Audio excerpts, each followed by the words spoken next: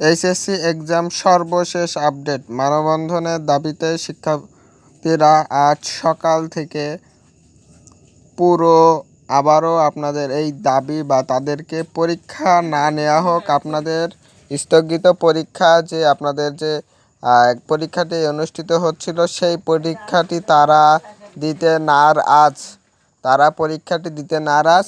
তো আপনাদের যেই পরীক্ষাটি অনুষ্ঠিত হয়েছে তারা দুইটা দাবি, বিশেষ করে দুইটা দাবি। এক হচ্ছে অটো পাস, আরেকটা বিষয় হচ্ছে হয়তোবা আমাদের 2 থেকে 3টা পরীক্ষা নিক, তার থেকে আমাদের একটা রেজাল্ট দিয়ে দিক। কিন্তু এবার আমি একটা কথা বলি, আপনাদের যে আগেকার পরীক্ষাটি হয়েছিল ওই পরীক্ষার অনুযায়ী যদি রেজাল্ট দিতে চায়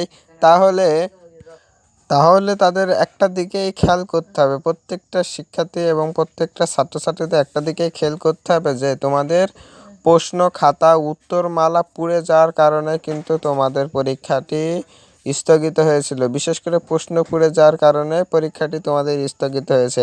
এই কথাটি তোমাদের মাথায় রাখতে হবে। তাহলে তোমাদের কিভাবে বিবেচনা করে তোমাদেরকে ওই 7টি বিষয়ে, ওই 7টা সাবজেক্টের বিষয় নিয়ে তোমাদের কিভাবে রেজাল্ট দিবে।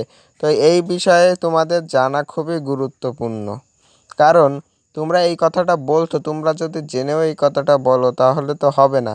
তো তোমাদের আরেকটা ডিসিশন যে অটো পাস দিবে, না হলে যে আমাদের অটো পাস দিয়ে দিতে হবে, না হলে আমাদের 3টা সাবজেক্টের পরীক্ষা নিয়ে নতুনভাবে পরীক্ষা নিয়ে আমাদেরকে 11 তারিখে পরীক্ষাটি অনুষ্ঠিত আমাদের একটা রেজাল্ট দিয়ে দেওয়া হোক।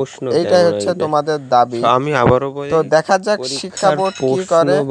শিক্ষা বোর্ড কিন্তু একটা ঘোষণা দিয়েছে, বিস্তারিত শিক্ষা বোর্ড একটা ঘোষণা দিয়েছে যে 11 তারিখে যদি পরীক্ষাটি অনুষ্ঠিত না হয় তাহলে অটো পাস দিয়ে দিবে।